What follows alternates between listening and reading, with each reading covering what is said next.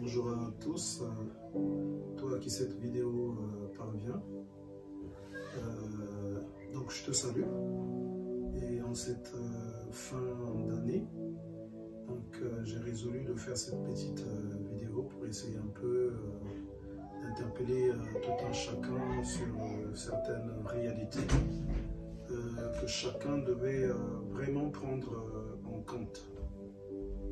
Je sais que la période de fin d'année, c'est la période du bilan, c'est la période de la réflexion qu'on ne doit pas mettre de côté. On fait un bilan sur tout ce qui s'est passé l'année. On voit un peu où est-ce qu'on a été fort pour essayer de pérenniser et redévelopper encore ce côté-là. Mais on se focalise beaucoup plus sur les faiblesses. Les faiblesses, parce que c'est ce côté-là qu'on doit beaucoup développer. Et si nous avons tantôt connu des échecs, des difficultés, des moments sombres, c'est parce que quelque part, deux fois, nous avons été soit faibles ou soit ignorants. Et en cette fin d'année, c'est là qu'on essaie un peu de revoir tout, de faire le bilan, d'examiner le cours de l'année, de s'examiner également soi-même, où est-ce qu'on a failli et qu'est-ce qu'on va travailler pour commencer à aborder la nouvelle année qui vient, l'année bien sûr 2023, afin que cette année qui va commencer soit une année de succès, une année de réussite, une année où on va commencer certains champs, comme le laboureur qui doit d'abord travailler le champ, qui doit la terre, le sol, qui doit y mettre de la semence, afin que ça donne quelque chose. Et tout ça ne peut que se faire si on a bien localisé où est-ce qu'on a été faible durant l'année qui vient de finir. Et je crois de tout mon cœur que c'est ce que vous êtes en train de faire. Ça serait dommage pour celui qui n'irait pas dans ce sens. Mais bon, en bref, le message ne va pas beaucoup plus trop être sur ça, mais on va beaucoup plus parler de ce qu'est vraiment la fin d'année, ce qu'elle représente. Donc, en fait, la fin d'année, c'est des moments de joie, des moments de bilan, des moments de liesse, là où les gens en groupe, en famille vont se réunir, vont crier bonne année, là où les gens vont sauter de joie parce que quelque part ils ont eu des résultats de foi qui ont été positifs, parce que pour certains Dieu les a tous gardés et les voilà maintenant qui vont être en famille et ça serait la joie. Ce que nous allons remarquer au milieu de tous ces moments, il y a quelque chose de spécial, quelque chose de particulier, quelque chose de commun qui va tous faire ces choses vont faire que ces points-là aient une ressemblance. C'est comme, je crois que c'est dans le livre d'Apocalypse, on nous parle de ceux qui marchaient autour de l'agneau, et c'était les gens de tout peuple, toute race, toute ethnie, mais ils avaient en commun des robes blanches. Donc, ce n'est pas leur nation, la race, les ethnies qu'ils avaient en commun, mais c'était les robes blanches. Et en fin d'année aussi, c'est qu'il y a souvent de commun en divers lieux où les gens vont se rassembler. C'est la consommation de quelque chose. Donc, en famille, les gens vont être réunis autour d'une table. Donc, ils vont manger, ils vont boire. Dans les entreprises également, ils vont organiser des moments là où il y aura un repas, il y aura quelque chose à boire. Et ça peut être dans les casernes militaires, ça peut être dans différents endroits, dans les églises ou encore des endroits que j'ignore. Donc, ils auront quelque chose de spécial autour de ce réunion. C'est ce qu'ils vont manger, ce qu'ils vont manger, ce qu'ils vont consommer. Et c'est comme ça que se fait la fin de l'année. Et ce que je veux vous dire, c'est que ce que vous voyez sur le plan visible, le plan physique, n'est qu'un reflet de ce qui se passe dans l'invisible. Dans l'invisible. Ceux qui sur cette terre sont pauvres, ce n'est pas vraiment parce qu'ils le sentent, mais parce que quelque part, dans le spirituel, dans l'invisible, cela a été décidé ainsi. Ils ont un rang qui leur a été donné. Ceux qui pleurent, ceux qui souffrent, ceux qui ont des maladies, ceux qui ont des difficultés quelconques, ceux qui connaissent des séparations, ceux qui connaissent des complications, c'est pas parce qu'ils l'ont voulu ou c'est venu naturellement. En majorité de cas, à 90 et 98% de cas, c'est parce que quelque part, dans le spirituel, ça a été fait ainsi, ça a été tracé, ça a été décidé ainsi. Et pour certaines personnes, ils appellent ça même le destin. Oh oui, c'est le destin. Voilà pourquoi soit telle et telle chose est arrivée. Oui. Mais moi, je veux aujourd'hui te dire, c'est que le destin, quelque part, on peut le tracer, on peut se donner une direction de son destin si on a bien compris certaines choses. En fin d'année, les gens vont manger, mais aussi dans le monde invisible aussi, ils vont avoir des réunions. Quand ils vont avoir des réunions, ils auront aussi des tables à faire, des sacrifices en fin d'année. Donc c'est là où beaucoup de choses, beaucoup de situations arrivent dans le visible parce que quelque part, au milieu des sorciers, au milieu des démons, au milieu des satanistes, eux aussi, ils ont dans leur réunion de fin d'année qu'ils vont faire, ils ont aussi des fois une table à mettre en place. Mais sauf que chez eux, leur table, ce qu'ils doivent manger, ce qu'ils doivent consommer, ce n'est pas autre chose qu'un sacrifice humain. Et quand ils se rassemblent, c'est ça qu'ils mettent en place, le sacrifice humain. Le sacrifice humain, il faut sacrifier des vies qu'ils vont présenter à leur autel. Qu'ils vont présenter à leur autel. Ça, c'est le principe dans le monde invisible. Le principe des sorciers, le principe des magiciens, le principe des satanistes, le principe des occultistes. Parce que eux, c'est ce que leur maître leur demande. En fin d'année, il leur faut des sacrifices. Mais bon, le sacrifice, oui. Mais il faut maintenant après faire attention. C'est sur qui ça tombe. Qui a été choisi, qui va être livré en sacrifice en fin d'année. C'est là qu'est le vrai problème. Et donc, en fin d'année, il y a des personnes qui se retrouvent, même pas à la fin de l'année, depuis le milieu de l'année, ils commencent à vivre des situations très difficiles. Il y a une oppression de l'homme.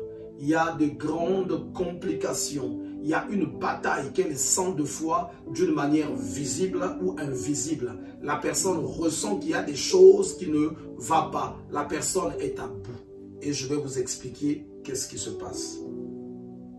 Je crois que ceux qui me suivent ont déjà peut-être eu cette occasion de voir quand une personne a un poulailler, une personne a une ferme, a par exemple des brebis, des moutons, des cabris qui sont à lui. Ça lui appartient.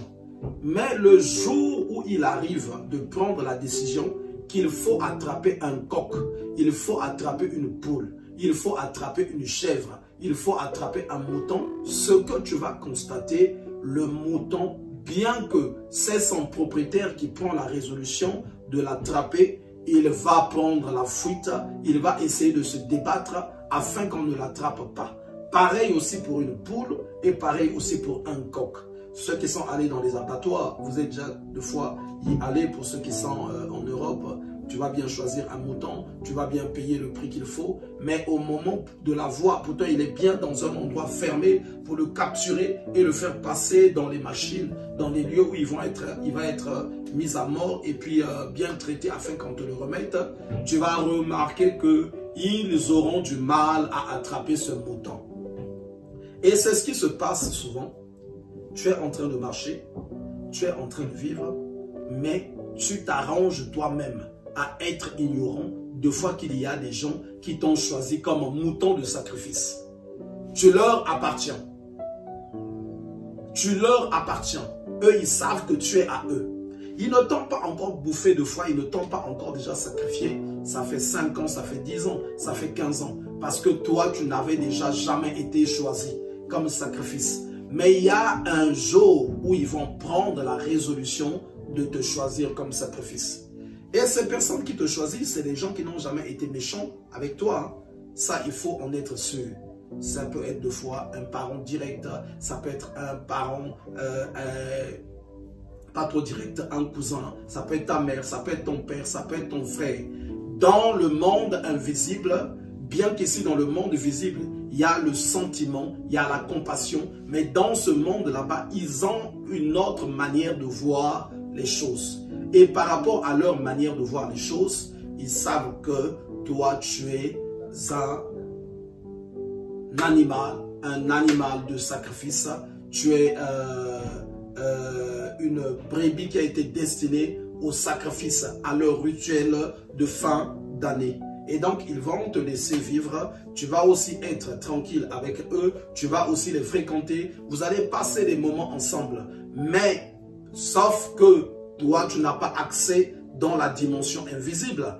Eux, ils ont accès. Vous vivez une vie ici. Et derrière la vie que vous vivez, eux, il y a des décisions qu'ils prennent sur toi. Ils vont prendre une décision. Le temps est arrivé, on est en fin d'année. Il faut te sacrifier. Mais pour pouvoir te sacrifier, ils sont obligés d'abord de te courser, de te poursuivre, de t'attraper et de te ligoter.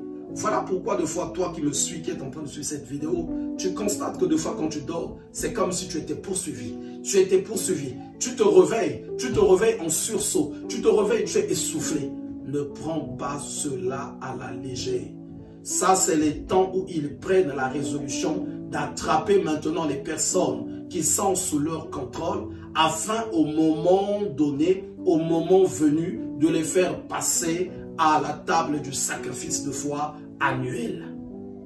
Tu vas dormir. Pendant que tu es endormi, tu sens que il y a des gens qui viennent vers toi pour te ligoter ou pour te lier, t'emmener quelque part. Et durant, après le temps qui va passer, jusqu'au moment où ils auront arrêté pour le sacrifice, tu vas constater que tu vas te retrouver avec des pressions, avec tout le monde, des pressions. Il y en a qui vont créer des situations pour te déstabiliser. Il y en a qui vont créer des situations pour chercher à prendre le contrôle de ta personne. Il y en a qui vont créer des situations pour te mettre dans un total désespoir. Parce que quelque part, deux fois, pour te faire passer à la table du sacrifice, il faut que ton âme à toi, ton esprit à toi, à un moment donné, donne comme un accord. Donne comme un accord. Et cet accord-là, c'est le moment où tu diras, je n'en peux plus, je n'en peux plus. Là, je suis maintenant à terre, je n'en peux plus, je n'en peux plus, je n'en peux plus. Maintenant, j'abandonne, je n'en peux plus. C'est ça qu'ils attendent. Donc, que ces moments qui viennent souvent vers la fin de l'année puissent être des moments qui vont t'interpeller. Qui vont t'interpeller. Ne prends pas ces moments-là à la légère. Ne les prends pas à la légère. C'est les temps où tu dois maintenant apprendre à te tourner vers Dieu. À te tourner vers Dieu. À lui adresser une prière. En lui disant, Seigneur, je ne sais pas ce qui m'arrive. Je ne sais pas ce qui m'arrive. C'est les temps où tu dois déclarer, je refuse d'être un sacrifice sur l'autel de la sorcellerie. Je refuse d'être un sacrifice sur l'autel de la magie, sur l'autel du satanisme. Tu sais, quand tu vas lire les Écritures, on nous parle de Jésus qui a été crucifié sur la croix. Mais quand tu vas partir dans la profondeur des Écritures, tu vas encore comprendre que cela a été déjà fait depuis le spirituel. Depuis le spirituel, c'est là où cela a été fait. C'est pas simplement qu'il est venu, il a été crucifié. On te dit cela s'est fait avant même la fondation du monde. C'est le livre de Pierre qui nous parle de ça, 1 Pierre 1 au verset 20. Et donc ce que nous voyons, on nous dit ce n'est que la manifestation. Ça s'est manifesté. Et donc en fin d'année, tu vas voir des gens qui vont être victimes d'accidents, victimes d'AVC, qui vont être victimes de décès compliqués, mystiques. Ce que je veux te dire, c'est que ce n'est qu'une manifestation. Le sacrifice a déjà été fait dans l'invisible. Il a déjà été fait dans l'invisible.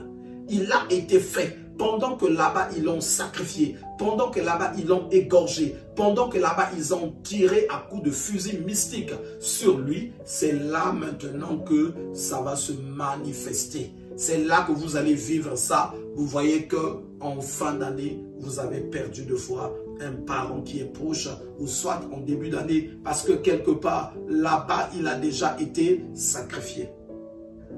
Ceux qui sont partis, ils sont partis. Et moi, c'est à toi que je suis en train de m'adresser, toi qui restes.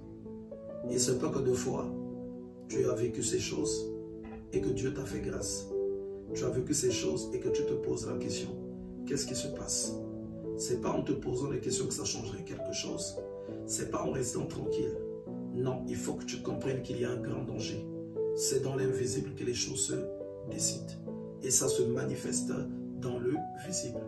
Dans l'invisible, si tu es une personne destinée au sacrifice, sache que ça finirait par se répercuter dans le visible. Il faut que tu décèdes au temps que Dieu aura décidé. Pas qu'au temps où eux ils vont décider. Et pour ce faire, tu n'as qu'une chose, une prise de conscience et après te tourner vers le Seigneur. Ce n'est pas payant, c'est gratuit. Dans ta maison, à toi, tu te mettras à genoux et tu vas prier. Tu peux te rapprocher également de certains hommes de Dieu qui élèveront la voix pour toi. Qui élèveront la voix pour toi. Jésus, c'est dans l'invisible qu'il avait déjà été sacrifié avant que cela ne soit manifeste au milieu des humains. Ceux qui décèdent actuellement, qui sont en train de décéder en fin d'année, en majorité de cas, ça s'est décidé là-bas. Là-bas. C'est des personnes qui sont passées sur le sacrifice, sur la table de sacrifice de la sorcellerie, sur la table de sacrifice de la magie. Et c'est des personnes qui te contrôlent déjà, c'est des personnes qui te gèrent déjà, c'est des personnes qui ont vraiment le contrôle, la gestion de ta personne. La gestion de ta personne. Ils attendent que le dernier moment. Ils attendent que le dernier temps. Et si Dieu permet que cette vidéo arrive jusqu'à toi et que tu te retrouves dans ces points que je suis en train de citer, la seule chose que tu auras à faire, c'est de te mettre à genoux et de commencer à implorer le Seigneur. Implore-le, recherche-le en vrai. Recherche-le en vrai. Parce qu'il y a des choses de fois que tu vas prendre pour essayer de te mettre à l'abri, pour te protéger. Eux, ils auront la supériorité sur ces choses. Tu peux te rapprocher d'un féticheur. Tu peux rentrer dans l'idolâtrie. Tu peux rentrer dans tout ce que tu peux avoir, des protections diverses. Ces protections-là sont contrôlées par eux. La seule chose qui pourra te mettre à l'abri véritablement, c'est quand tu auras pris la décision de te rapprocher de Dieu en esprit et en vérité, en acceptant le Seigneur Jésus, en te tournant vers lui, en l'invoquant comme dit sa parole, quiconque invoquera le nom du Seigneur sera sauvé. Quand on nous le dit, quiconque invoquera le nom du Seigneur sera sauvé. Mais sauvé par rapport à quoi? Sauvé par rapport à ceux qui nous coursent, ceux qui nous poursuivent. Sauvé par rapport à ceux qui nous contrôlent, qui nous coincent, qui veulent nous faire passer à la table du sacrifice. Et toi, si tu invoques le Seigneur, tu verras que tu seras épargné de ça. Et ces pressions-là, nombreux sont ceux qui la vivent en fin d'année. La fin d'année, c'est la période où, dans le monde invisible, ils vont faire des sacrifices. Regarde un peu à gauche, regarde à droite, tu réaliseras ce que je suis en train de dire. Beaucoup de morts suspects, beaucoup de morts bizarres, des accidents compliqués, des décès qui arrivent prématurément sans même qu'il y ait de fois de raison. Et bien, c'est là-bas que ça se décide. Et en ce jour, c'est ce que je voudrais te dire. Donc, bénis Dieu pour toi qui est encore en vie, qui reçoit ce message. Mais en même temps, si ce message arrive à toi, c'est pour que tu comprennes. Oui, voilà pourquoi je voyais que j'étais en train d'être poursuivi pendant que je dormais. On me coursait, je sursautais. Voilà pourquoi je sentais que j'étais en train d'étouffer. C'est comme s'il y avait des présences bizarres, mystiques. Oui, parce que là-bas où on contrôle ta vie, tu es sur la terre, mais ta vie est visible dans l'invisible. Pourtant, tu es bien sur la terre. Ils ne viendront pas te poursuivre de jour. Deux fois, c'est ça qui t'embrouille. Non, eux, c'est de nuit. C'est là-bas, dans les dimensions où ils te contrôlent. Dans les dimensions où ils te contrôlent. Voilà pourquoi on te dit que ma vie est cachée dans les cieux en Christ. Parce que quand j'ai donné ma vie en Christ, c'est là où eux, ils ne peuvent plus me contrôler. C'est là où ils ne peuvent plus me voir. Mais tous ceux qui n'ont pas donné leur vie à Christ, ils sont contrôlés quelque part. Ils sont gérés quelque part. Et même il y a des gens qui ont donné leur vie à Christ, mais qui ont tourné le dos au Seigneur, qui ont pris la résolution de sortir de la protection de Dieu. Et ces personnes se retrouvent encore dans le contrôle.